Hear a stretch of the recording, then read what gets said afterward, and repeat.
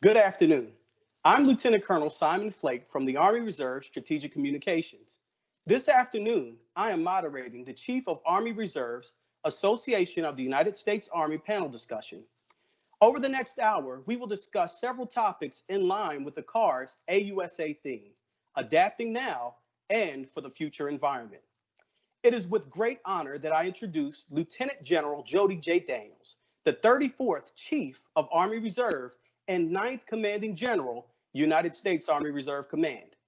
General Daniels assumed her duties as Chief of Army Reserve and Commanding General on July 28, 2020, after most recently serving as the Commanding General of the 88th Readiness Division, headquartered at Fort Snelling, Minnesota, and Fort McCoy, Wisconsin. Ladies and gentlemen, General Daniels. Thank you. Good afternoon. I'm Lieutenant General Jody Daniels, and I'm grateful for all those who are watching this online as we continue to adapt and overcome the challenges we face as a nation, and in particular as an Army. As the Chief of Army Reserve, I'm responsible for plans, policies, and programs affecting all Army Reserve soldiers. As the Commanding General of the United States Army Reserve Command, I lead a community-based force of more than 200,000 soldiers and civilians with a footprint that includes 50 states, 5 territories, and more than 30 countries. I would like to start by wishing you and your families my personal best for your health and safety in these difficult times. I want to express my profound gratitude to the 3,000 plus Army Reserve doctors, nurses, soldiers, and leaders who have or have been serving so selflessly on the front lines for our COVID-19 pandemic response. Despite this virus, our nation, our Army, our allies, and potential adversaries should know our Army Reserve units and soldiers remain ready. It is especially an honor and privilege to host this Army Reserve panel discussion today to discuss what the Army Reserve is doing as it relates to the AUSA theme of now, which corresponds to my own message to the Army Reserve of Ready Now, Shaping Tomorrow. Lastly, I appreciate the senior leaders on this panel for joining me here today. We've learned a lot over the past few months and years, and I know your insights will be informative for our audience as we look at adapting now and for the future environment. Thank you, ma'am. Folks, today we have an amazing panel of leaders who will discuss several key Army Reserve topics. Assisting General Daniels on today's discussion are Lieutenant General Thomas S. James Jr., the Commanding General of 1st Army. A career combat leader, General James deployed to Operations Desert Shield and Desert Storm, and multiple deployments to Operation Iraqi Freedom to include Operation New Dawn. He served as the Commandant of the Armor School at Fort Benning, Director of the Mission Command Center of Excellence at Fort Leavenworth, and Commanding General of the 7th Infantry Division at Fort Lewis. He also served as the Director of Operations of United Nations Command, Combined Forces Command, and United States Forces Korea.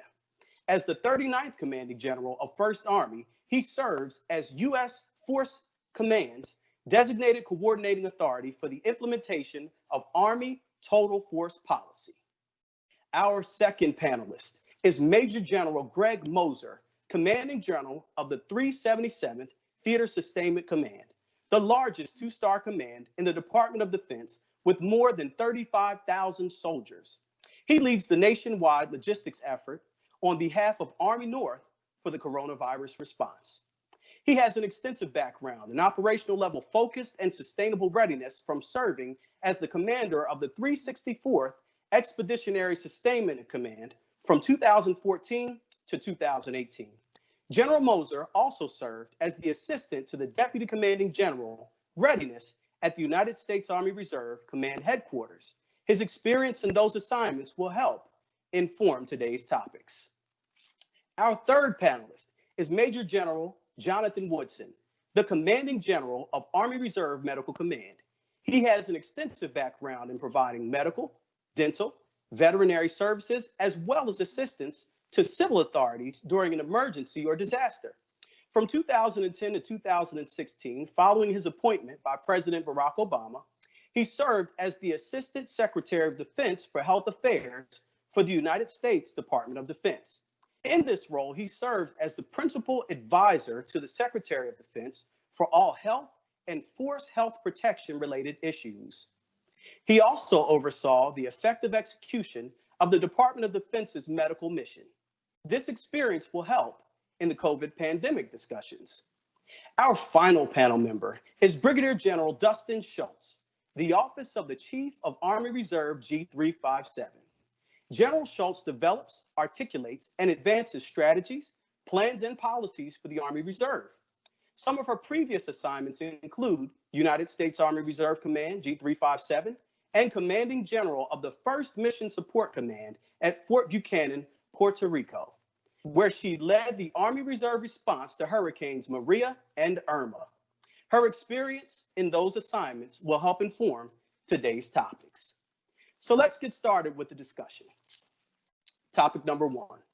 The Army Reserve is a critical piece of the Army and the Joint Force, providing integral and unique capabilities at a mere fraction of the cost of active duty formations.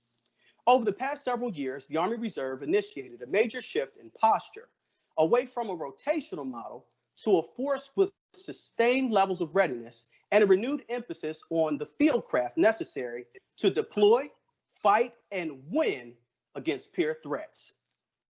Experience is one of the best teachers.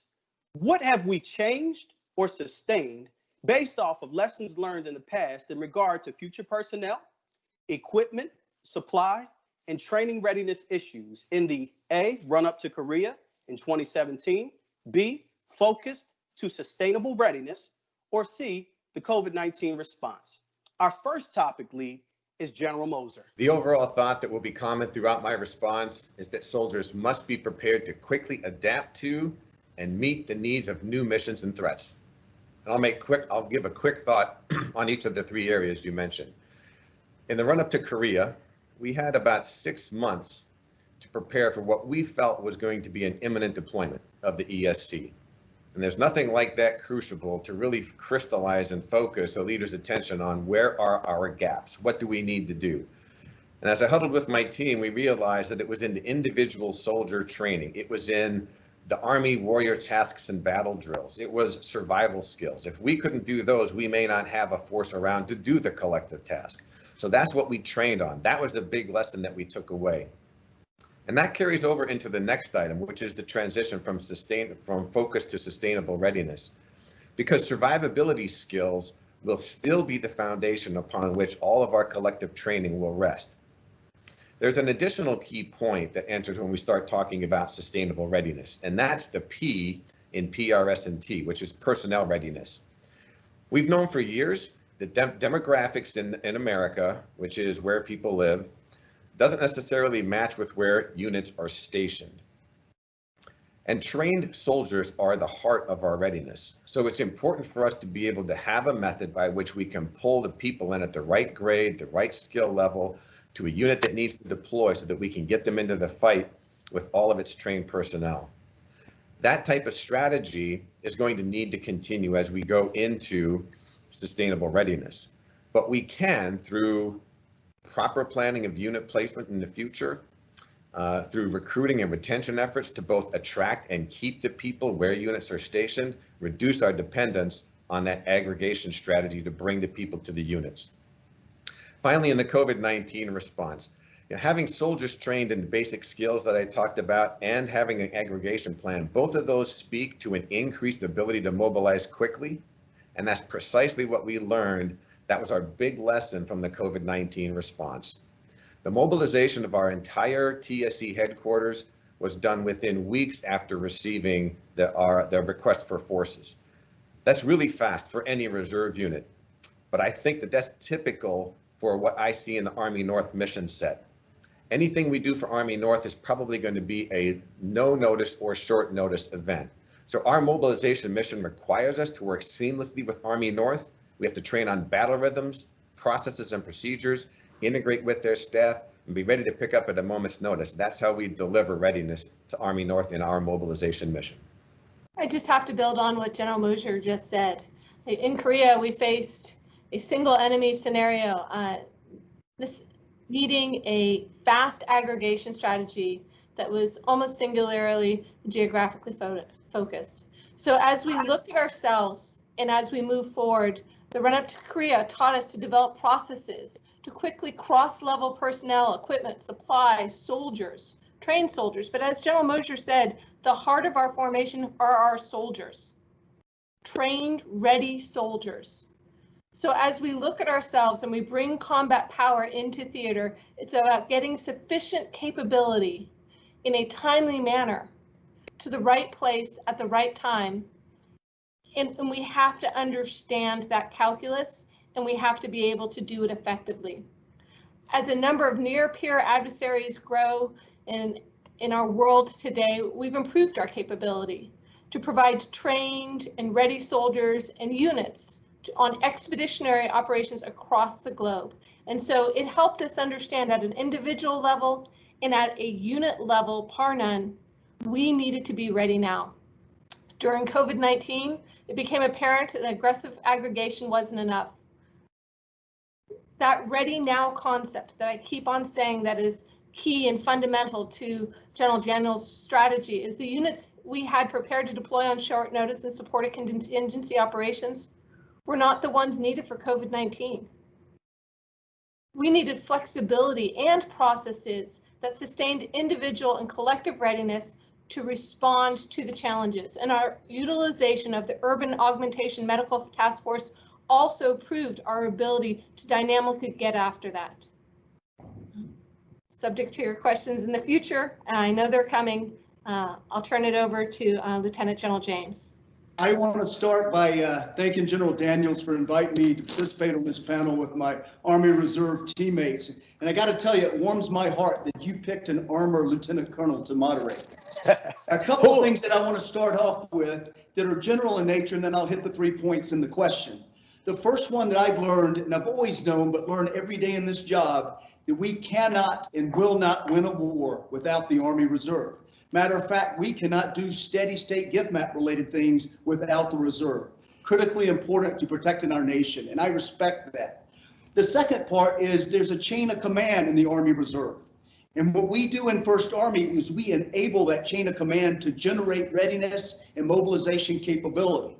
And when we talk about readiness, we typically talk about P, S, R, and T. The people, the equipment, the readiness of both, and then training. But we got to add a T to the equation, and that is time. We got to maximize every second we have with our reserve teammates so that we can generate readiness to be ready to deploy, fight, and win.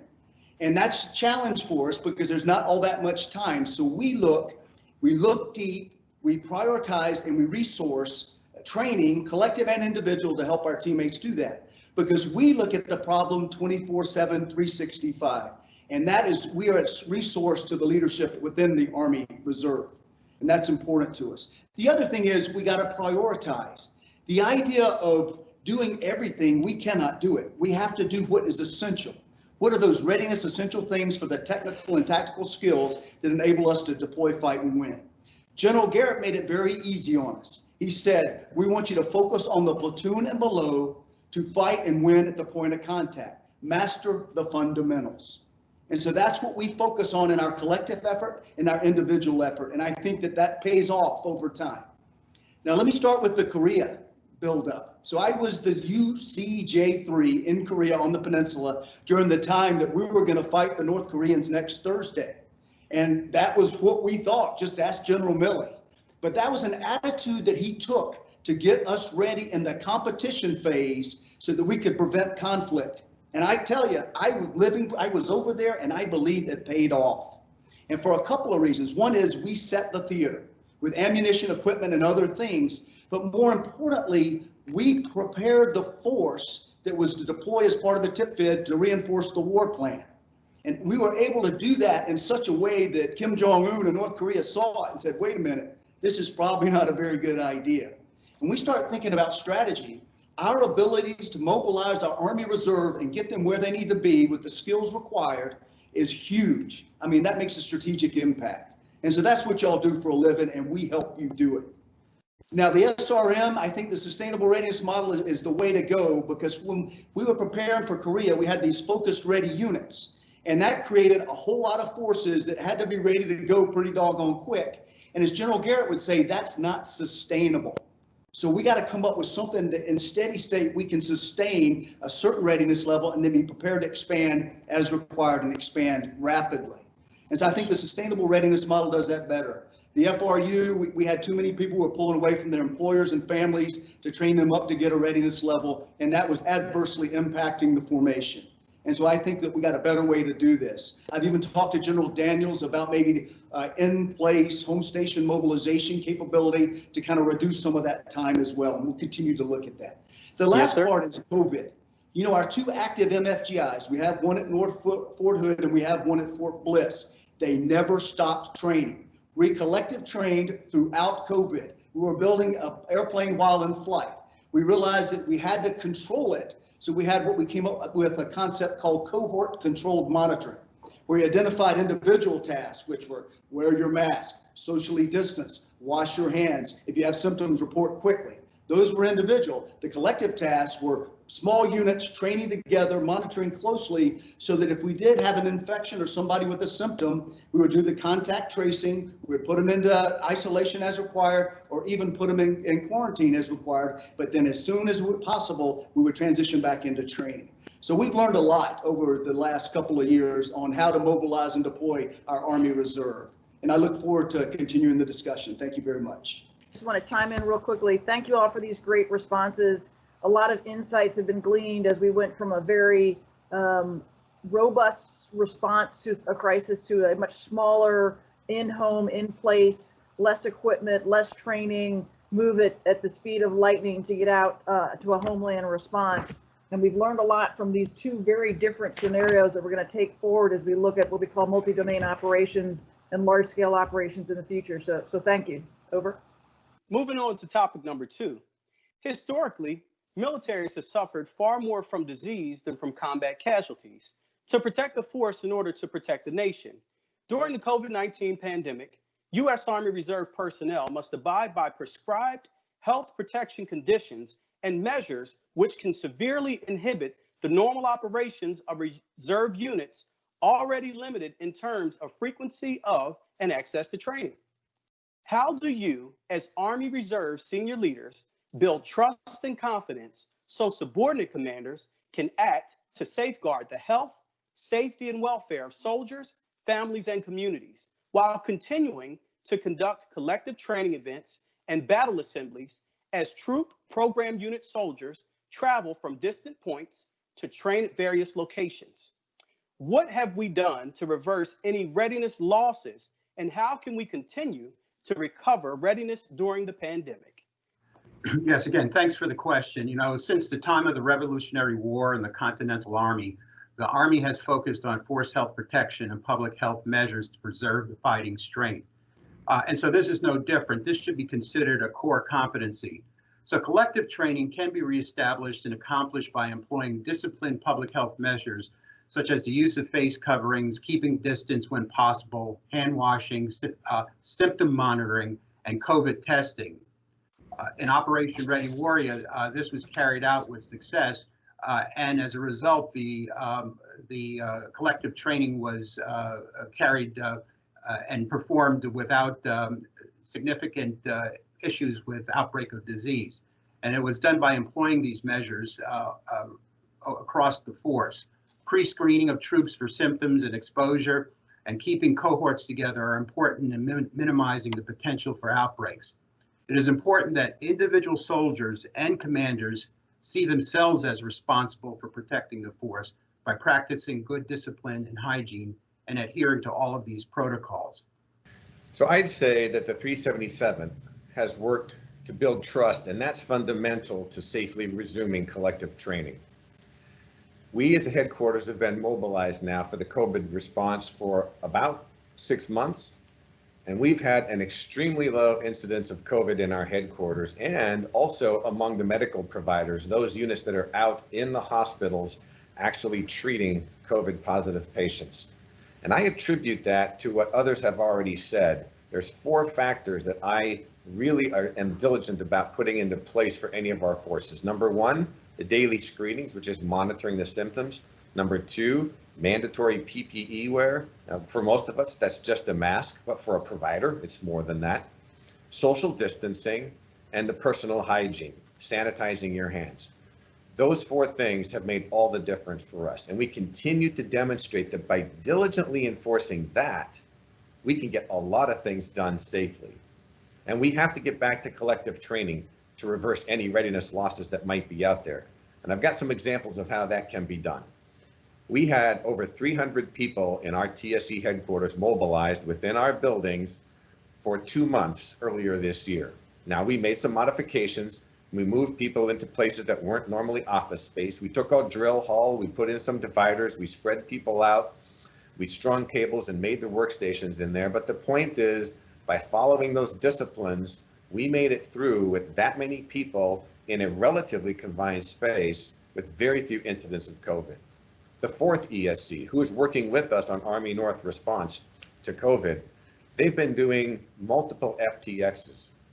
They'll go out on weekends, they'll set up their drash, they'll use expando vans, and granted, they're not putting as many people into those confined spaces, but the point is they're following these disciplines as well, and they've been able to do those collective exercises, demonstrate that we can do expeditionary logistics without contracting COVID. The 310th ESC, they're wrapping up 2 weeks of pre-deployment collective training at Fort Knox. Once again, using all of these disciplines and getting through extremely important training before they deploy. And they've done that with 0 cases of COVID. There are other examples, but the point that I want to make is it's the diligent mitigation measures as the foundation. If we do that, I think we can confidently get back to collective training with what I think is a very acceptable level of risk. Thanks. My teammates had some really good points up there, and I concur with all. I want to take you back to 1918 when John J. Pershing was forming First Army in France, and they were dealing with this thing called the Spanish flu. And so they didn't really know what it was compared to what we know now with COVID-19. And they had to fight through a condition that existed on the battlefield, and that was wearing masks and doing the things you described. So as we were doing the COVID fight out on the active MFGIs, and I think I need to take this question from a mobilization perspective. You know, we were active in building the airplane while in flight, cohort controlled monitoring. How do we grab small groups, allow them to do collective training, but follow those individual tasks I talked about earlier with mask, distancing, hand washing, and monitoring? That's the individual tasks. The collective tasks are those cohort units that we tracked. So if we found an infected soldier, of which we did, I think the first one that we experienced was an Army Reserve unit from New York, the 77th HR. We had our first infected soldiers. We were able to isolate a very small group and able to continue to work with that force to get them ready to deploy. So see, the idea is understanding the risk associated with that and being able to adjust. Risk to force, that's the health protection that you've described, but then also risk to mission. We got to get the unit to meet the lad, to get into theater, to accomplish the mission, whether it be steady state or, heaven forbid, we had to do a large scale mobilization in an early COVID environment, but we'd have to fight through how we did that. The last point I'd like to make about this is the leadership aspect, and all of those before me mentioned that. We have to have connected leaders, and so how do you connect with your subordinates when you have to do it by some sort of digital means because you're not present with each other? How can you get a feel for how they're doing and be able to connect with them? And so we fought through that. There was a point in time where we had to stop movement, and we had 3 dials. We had the home station folks that were mobilized and ready to go, but had to stay at home station because we couldn't move them to the MFGI. We had MFGI folks who were training in the COVID environment, and then we had theater that had stopped us from sending forces into the theater for a period of time. So we had to dial and balance all of that and protect soldiers against infection and be prepared to get them into theater to support the mission. And so that's what we fought through, and we learned a lot of lessons, and we'll be able to do this in the future as required. It's all about leadership and discipline. Thank you. So you've all mentioned that it all comes back to connected leaders who are showing good discipline and adherence to standards and making sure that their soldiers are doing what they need to, and that overall the readiness rates really aren't suffering that much as long as we keep after those engaged leaders, connected leaders to drive those good disciplines and practice. We're able to do not everything, but just about. We're able to get pretty far down the pipeline. So that's all great news. Thank you. Thank you, ma'am, and panel members. Topic number 3. The U.S. Army in Multi-Domain Operations 2028 states strategic competitors like Russia and China are synthesizing emerging technologies with their analysis of military doctrine and operations. how does the Army Reserve, in coordination with U.S. Forces Command, 1st Army, best adapt its training in order to provide multi-domain operation-capable forces in support of Waypoint 2028? Will the Army Reserve need to develop new capabilities to support multi-domain operations? Our lead for this one, General James. Yes, so the future battlefields are going to be very complex and involve all the domains. And, we've transitioned our doctrine from multi-domain battle to multi-domain operations. And what does that mean to us as we think through it related to the Army Reserve and 1st Army? Well, it's going to be inherently joint. It has to be, because you have all those domains that are integrated. But I think it's very important that we understand we are a land force, but we are impacted by all the other domains. And so understanding and appreciating as we go into the future, the impacts of the other domains on the land and how we organize our training to have those effects and those tools at our disposal is critically important. I think it was General Rainey that used to say, or he still says, that the closer you get to the squad, the less warfare changes. So we're still going to have to shoot, move, and communicate in a multi-domain environment. We are going to have additional assets, space assets, cyber assets, things to protect ourselves from an enemy attack in those domains. But then we also have offensive capability that can be done as well. And so we got to make sure that we replicate that in the collective training environment and individual as well for the Army Reserve so that we're better prepared. We talk in 1st Army about realistic, rigorous, and relevant training. And so when we do training management and we introduce TTPs and doctrine and all of those things related to multi-domain operations, we got to be tied into that and be able to push it forward. And so we work very closely in pre-mobilization with the 84th Training Command. And we also work with the enterprise in post-mobilization to bring those capabilities in to hone the skills of our Army Reserve so they can deploy, fight, and win. Thank you. I think I hand off to General Schultz. Yes, sir. It is a total force, an integrated force on how we get after this. And the training needs to prepare our commanders and our formations how to operate through from competition to crisis to conflict to change. As we look at multi-domain operations, we're demanding that we go forward with an innovative perspective. We cannot merely innovate our way to success, but we need soldiers closest to the problem to guide our aim. And Mission Command is absolutely a part of that. We have things like the 75th Innovation Command, and we have things like cyber protection teams that we are moving towards building out our holistic capability as we engage in an MDO capable force. But really, as we hearken back to our people and leadership, Mission Command enables that innovation to occur with linking the subordinate elements through the shared operating purpose, a shared common operating picture and cohesive teams to bring them to success. Well, multi-domain operations just expresses the need to maintain the competitive edge in all aspects of conflicts where the enemy may seek to challenge us and gain the advantage. So creating the force to meet these imperatives begins with individual soldiers, people first, and I think the chief has really expressed this quite well. And these people need to be healthy to begin with, and then develop the right soldier skills and resilience attributes. Then we must arrange them into units of action, and next ensure that they can collectively perform to standard their mettle. Now, in this case, this means that we have to develop the training platforms that addresses these future needs. We need to enhance our joint training and exercise platforms. We need to advance our simulation platforms in order to ensure that our soldiers and our units are ready for whatever may be around the corner. Finally, these units need to be oriented to their specific missions and theaters of operations, and commanders will need to understand that the environment will be fluid. They need to understand higher command's intent, but exercise mission command, flexibility, and agility. Automated systems will help with this process and give leaders that important advantage, better situational awareness, in a complex battle space and allow for better decisions and course of action development, but the development of people will be key.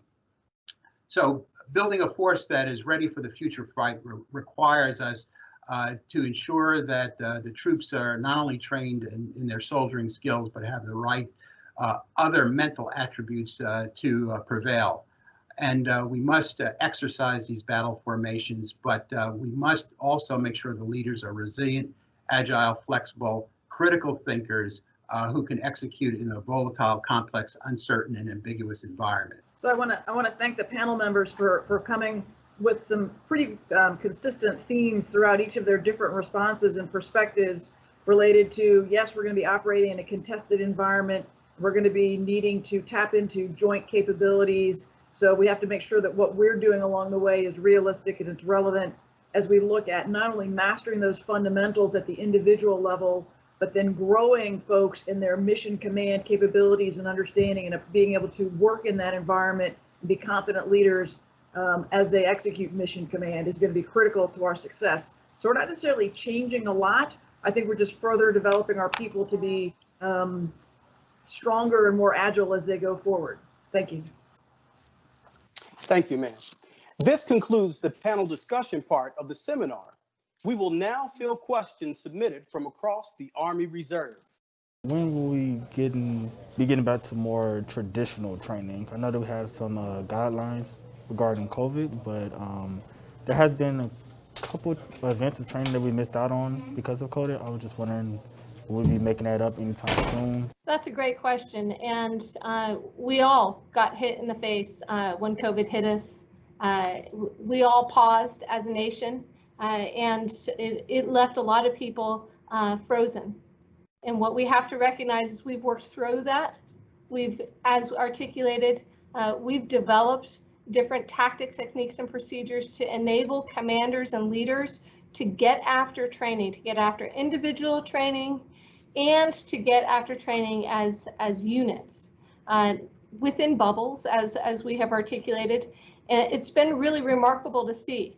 We started out with having to stop and only do virtual battle assembly, and then move on to hybrid battle assemblies, and then have units at battle assemblies, and then move on to Operation Ready Warrior, where just last week we finished that out, and the 200th MP command had, close to, I think, 600 soldiers attending that, and there were over 1,000 soldiers there at Fort Hunter Liggett. It was a testimony to, if you do things in a controlled way, you coordinate with your leaders, you exercise standards and discipline, you can do this. And so I'm absolutely impressed with Private Reams's question, that he's wanting to get after that, because truly that's what we're all here for. We're here to train well, so we can then be deployed and exercise our skills and talents. And so we recognize that we have to do that. And so as we look forward to next year, that training guidance down to the leader level, we have to get out there and we have to execute. We have to train. We can't hold back. And we need young, eager soldiers like you, Private Reams, to get after it. And I'd like to not only thank Private Reams for the question, but I've been given additional questions that linked into this from Sergeant Jeremy Lee from the 412th Engineer Command, and Lieutenant Kibble from the MERC, and also Major Francisco Polzon from the 377th General Moser. And they all submitted great questions, and really appreciate them. Thank you. In anticipation of the ACFT, what guidance do you have on keeping physically fit in a COVID environment? Myself, living in Southern California, most of the gyms have been closed since March. Yeah, thank you, Specialist Vyas, for this question. And I also would like to thank Staff Sergeant Water from the MERC for submitting a similar question. Well, the ACFT was designed to transform the Army fitness culture and to improve soldier readiness. It better reflects the stresses of combat, addresses poor physical fitness of recruits, and reduces the risk of musculoskeletal injuries of service members, which is a major source of loss of personnel and productivity. The ACFT consists of the deadlift, the standing power throw, the release push-up, the sprint, drag, and carry, and leg tuck, and a 2-mile run. A number of these tests, if you will, require no equipment and can be trained for in your communities and in your home without the special equipment. Training for the ACFT does not require the specific equipment used in the test. For example, preparation for the leg tuck can be accomplished by any exercise which increases bicep strength, such as arm flexion with hand weights or improvised hand weights, plus abdominal crunches with or without use of resistance, such as a medicine ball. Alternate stagger squat jumps and the forward lunge help prepare appropriate muscles for the deadlift. I think if soldiers go to the army.mil/ACFT website, that's www.army.mil/ACFT website, more information is available on how to train for the ACFT without the specific equipment. But I do appreciate the question, and all soldiers should not wait until they have the equipment to train for this important event. Due to the current global environment, how do you see the Army Reserve moving forward with deployments? Well, I appreciate the opportunity to answer that question, but before I go there, I'd just like to go back to General Woodson's response on ACFT, and I've got good knowledge that General Daniels was cranking out leg tucks in our headquarters during the large-scale mobilization operation forum. And I think key to ACFT is just be creative and get after it. And I thought that was a great response by General Woodson. But over to Lieutenant Stiff. Thank you for that very good question. You know, this whole idea of near-peer competition, the first part of your question captures me, because we got to figure out how we in the competition phase work very hard so we prevent conflict. And the way we do that, when we talk about mobilizations, I got to start with the Army Reserve provides such a critical combat support to our Army. The Reserve is going to continue to mobilize, whether it be in a steady state gift map driven requirement or a large scale mobilization operation. But in the competition phase, we want to be able to do that effectively, steady state, but we got to practice and get really good and demonstrate our capability if we have to do a large scale mobilization operation. And it goes back to some of the comments we had earlier, where we are looking at ways to optimize our mobilization process. How can we do some in-place home station mobilizations and maybe have validation teams from First Army to go around and see those forces to facilitate and enable their deployments? Do we expand our MFGIs or do we reduce our MFGIs? And then how do we do that in the future? You know, our current plan that's on the table was built pretty doggone quick when we were going to fight in North Korea next Thursday. And so we cranked it out and it works and it's been validated. But we always got to look at it and evaluate the environment to see how we can modify it.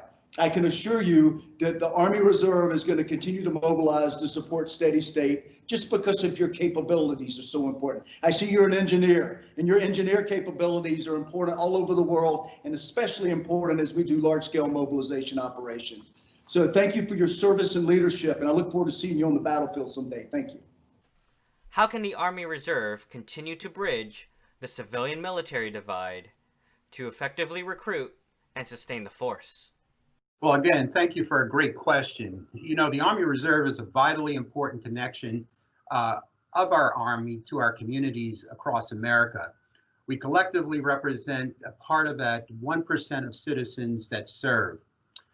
First, I would encourage all Army Reserve soldiers to tell their stories about the important work they do for our nation, both at home and abroad. These are really great stories that most of our citizens have no clue, no idea about what Army Reservists do around our nation and across the world, frankly, for our country.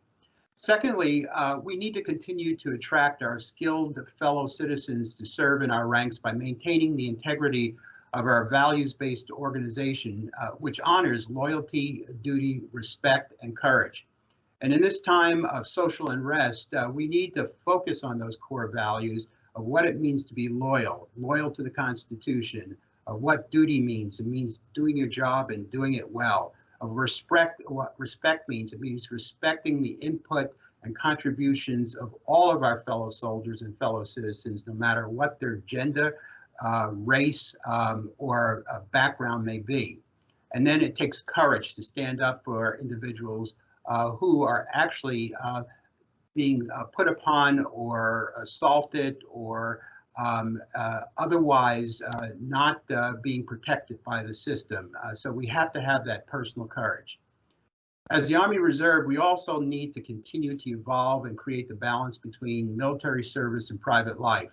That's to include family, to make it easier for our citizens to serve. Additionally, we need to message that when you join the Army Reserve, you are a member of a team that makes history and will give opportunities for leadership and experiences their civilian peers will not have. And this will put them a cut above their peers. Yes, I think that it's important that we take advantage of our private-public partnerships that are out there. We've got more than 150 career specialties in the Army Reserve, and many of those transfer critical skills between the military profession and the civilian profession. If we leverage that commonality, I think that we can help ourselves to both recruit and retain the force. A couple examples. Within the transportation industry, we have vehicle drivers, for example, heavy truck drivers. We can recruit them, we can train them, and we can deliver somebody that's got initiative, responsibility, dependability to the civilian sector. They get somebody that has those qualities, and when our soldier is driving that machine between battle assemblies and between annual trainings, we help each other out. Similar kinds of commonalities exist in the medical field, and there are many others. But I think simply by leveraging our public-private partnerships, as I said, that will be key for us. It's a natural area for us to both help the soldier, help civilian employers, and help ourselves. Thanks. Thank you, sir. General Schultz, briefly, and then we'll give it back to General Daniels. Absolutely. Each of the Army Reserve soldier joins the Army Reserve to be part of something bigger than themselves. And sharing that story and also being transparent with their employers of what being part of this team, our Army team, does. Not only does it bring them leadership skills, but it brings them an understanding of how to be part of an organization of great values and focus and discipline. And as we work towards that, I think it's important that young leaders share that with their families. They take pride in that, and they're transparent with their employers. I think it provides opportunities for the Army Reserve to look at civilian acquired skills, and I think it also offers opportunities for civilian employers to think of what are some of the skills that my soldier is getting by being part of the Army and being part of something bigger than themselves. And so, yeah, thanks again, Major Ars. It was a great question. So as we look at bridging that civil military divide, I think that what's key is communication between the soldiers and their employers, as well as their supervisors on the military side. So ensuring that everyone is completely aware of what your mission requirements are, when you may need to be at work, when you may need to be doing reserve duty, that having that open communication with all of the supervisors, all the leaders, is essential to having a good relationship on both sides. That will help eliminate some mystery, some confusion, and just having that transparency of what the various requirements are helps build a really good relationship between the military community and the civilian community, since everyone knows what's happening in both sides. So please keep those communication channels open. Today's wars are not only fought on land and sea, but also space and cyber. How is the Army Reserve preparing? Master and Ken, I know we've hit a lot of these interwoven topics, but this is a great question. You are part of multi-domain operational strategic thinking 101, and so thank you for being after that. The Army Reserve, as articulated, has cyber teams. We have space formations. We have converged architecture that we're getting after, but this is all part of something that is larger than ourselves. And so as General Moser just articulated, as we get in the joint domain, and we not only look at this from an air, a land, and a sea perspective, and we go after multi-domains, we have to be dynamic. And so as we build out our force and change force structure, as we resource our force and fund and train that future force structure, there are numerous things that we are doing. And truly linked is our 75th Innovation Command that is part of that is part of the Army Reserve looking at itself and identifying opportunities to fit into the future. Thank you. It goes back to replicating the other domains on the land, and we're integrating space, as we talked about in our collective training events. Now, I guess the Army space support teams are coming to our collective training events so that we can latch into that domain and use those capabilities. We also have electromagnetic interference events that we're able to inject into collective training. And then we also provide early missile warning of TBMs coming in that would impact a collective training unit to where we would have to take cover and protect the force. But you know, the biggest thing I see is our mission command systems. And General Moser talked about that as well. We got to be able to protect them in the cyber realm. And not only just in cyber defense, but obviously have those systems within multi-domain operations that can potentially counter those activities so that we can operate effectively. And then we also have to be able to execute degraded as required based on those systems on the battlefield. So replicating all of that, we got to make sure that we're able to do that in our collective training events just to make us that much better in multi-domain operations. I think that's from our perspective. Thank you. The Army is rapid fielding the new synthetic training environment systems, enhancing the live, virtual, and constructive sims at active component installations and the National Guard. When will the new systems be fielded to the Army Reserve installations with the Mission Command Training Center, and will the ARNet have the capability to support it? So the Army synthetic training environment is where we're going forward. It is part of our modernization and how we look at ourselves. And you should know that the Army Reserve does have 3 primary training installations now, and we have 5 mission training complexes as we speak. We have capability now, but more importantly, I think your question is getting after what are we building and where are we going after. And so do know that we're part of that process to have that conversation for the Army's distribution, and actually have planned, and I'm hesitant to give exact numbers and times and locations because people will hold me to it, but between FY 22 to 27, and this is all resource based, and this is all based on how we go forward, but that is part of our plan as we fit in the total force plan to ensure that our cyber, our military intelligence, our civil affairs, our medical, our different capabilities have that built in and ready for them, that soldiers can utilize those simulated locations and training environments. And the platforms we do have now are also equally available to the total force. So they're not exclusive to the Army Reserve. While they are on our installations and within our complexes, we actually share them. So rest assured that it is part of our future plans as we go forward in Waypoint 2028 and becoming an MDO force. We see the value for the Army Reserve to get after this and to understand what it represents to a more trained and ready formation. So once again, thank you, Dr. Bissnet. I just wanted to amplify the idea that if we have a finite amount of time to train our force in the Army Reserve, that to get the rep sets in varying conditions to master the fundamentals at echelon, the synthetic training environment is invaluable. So the sooner we get that and the better we can use it and apply it, I think is the better. So thank you. I just wanted to add that amplifying comment. With the extended pause in services due to COVID for equipment that's located at AUSA shops and ECSs, what is Army Reserve's plan for addressing the extensive backlog? Well, thanks for that question, Lieutenant Colonel Verastegi. And I'll answer it from a 377th perspective, although I think that the needs of our command are representative of what's needed across the Army Reserve. Operation Urgent Torque is a great example of one of our subordinate units that is using ADOS dollars to get after a maintenance backlog. The 316th ESC put 18 soldiers on orders at 16 different sites. They completed more than 950 work orders, and over a couple of months actually measurably increased the equipment readiness of 21 different units. That's something that I'm looking to expand across the 377th TSC. And recognize this is a 2-for-1 effort. So we spend the AUSA dollars once, but not only are we moving the R component of PRS&T by improving equipment readiness, but we're also improving the T part, because we're giving mechanics who very rarely get a chance to work at this level or this much on equipment, valuable hands-on training. Now, that's not necessarily going to clear the entire backlog, but I just wanted to highlight how we can look for other examples like this to intelligently use our limited resources, money, and time to get after things that accomplish the most readiness that we can.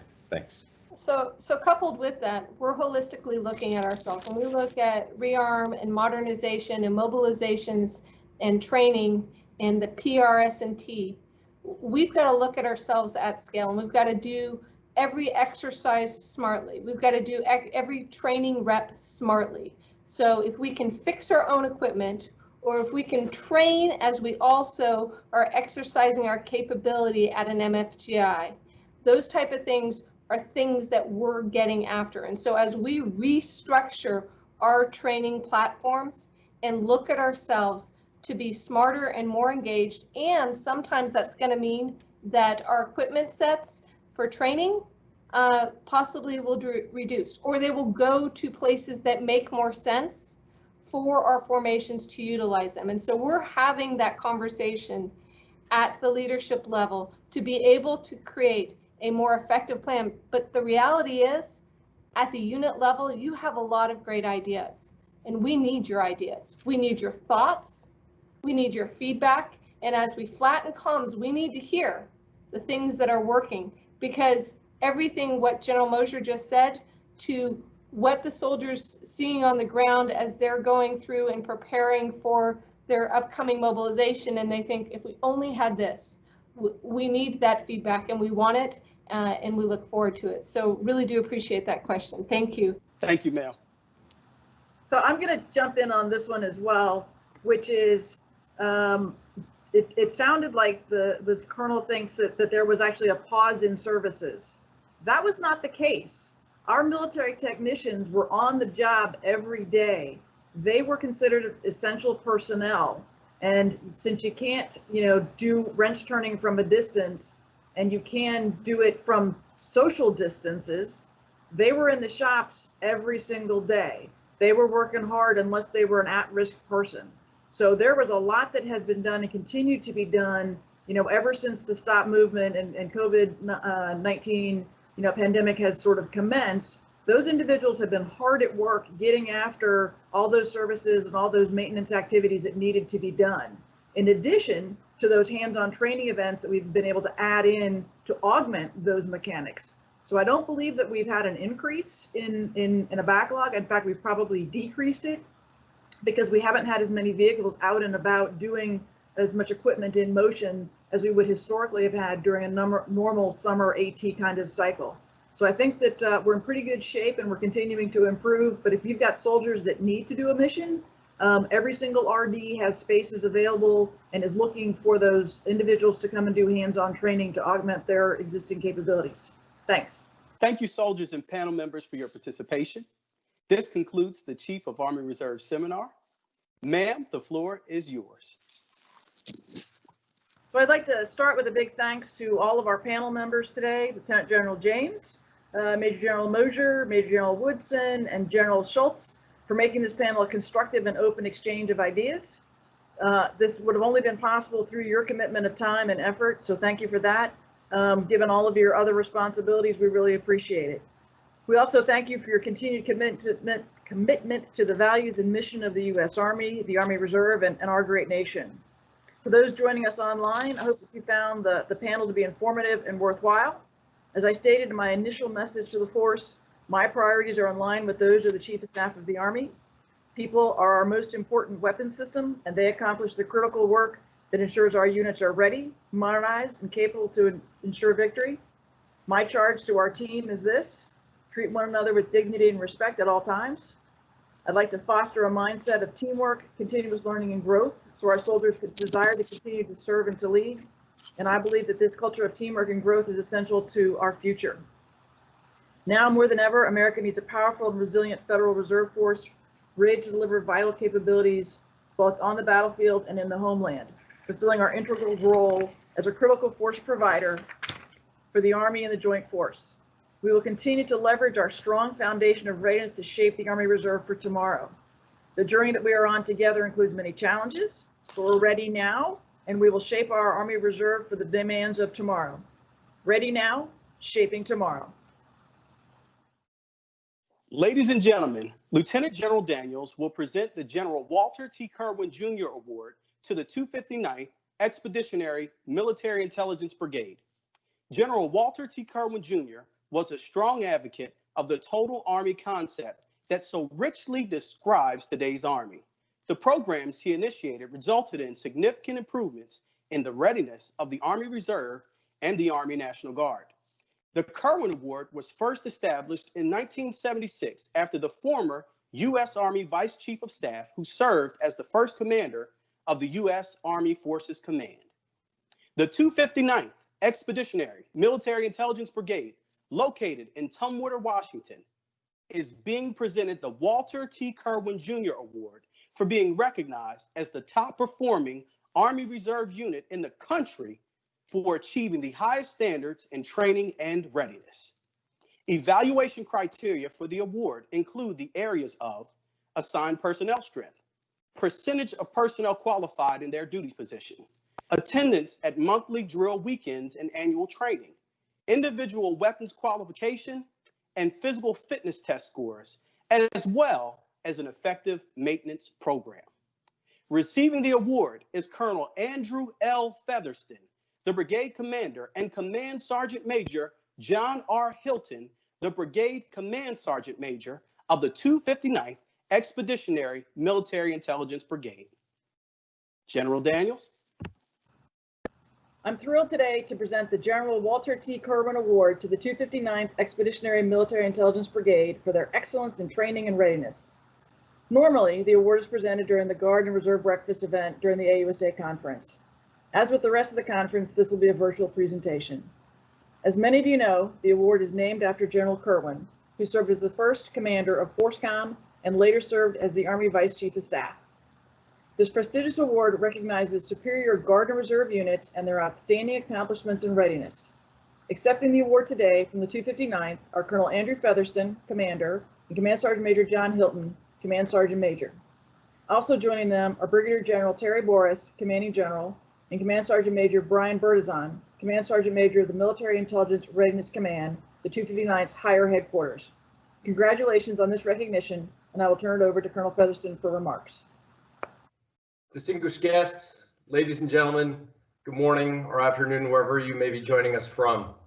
I want to thank the Association of the United States Army for the tremendous honor of receiving the 2019 AUSA Kirwan Award for Readiness and Training. It's on behalf of the soldiers, the non-commissioned officers, junior leaders, and previous commanders of the 259th Expeditionary Military Intelligence Brigade that we humbly accept the award today. Testament to the outstanding esprit de corps and dedication of our soldiers, this is the second Kirwan Award earned by units in the brigade this decade. In 2012, the late Colonel Mike Sharp accepted the award on behalf of our subordinate battalion, the 373rd MI. Our soldiers and their families are the foundation of our readiness. They come first. In addition, it is right and necessary to recognize the extraordinary leadership of Colonel Rose Caravori and Command Sergeant Major John Hilton. Their personal commitment to excellence, soldier care, and clear vision set the conditions for the brigade to achieve operational readiness levels second to none. The brigade's sustained readiness, matched with realistic, multi-domain, multi-component training, postures us to be ready for dynamic deployment and enables the United States Army Reserve to provide trained and ready forces for our Army in support of worldwide requirements.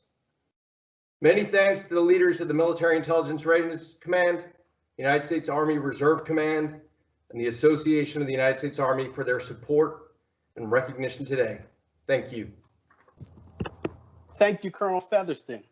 This concludes the presentation of the Walter T. Kirwan Jr. Award.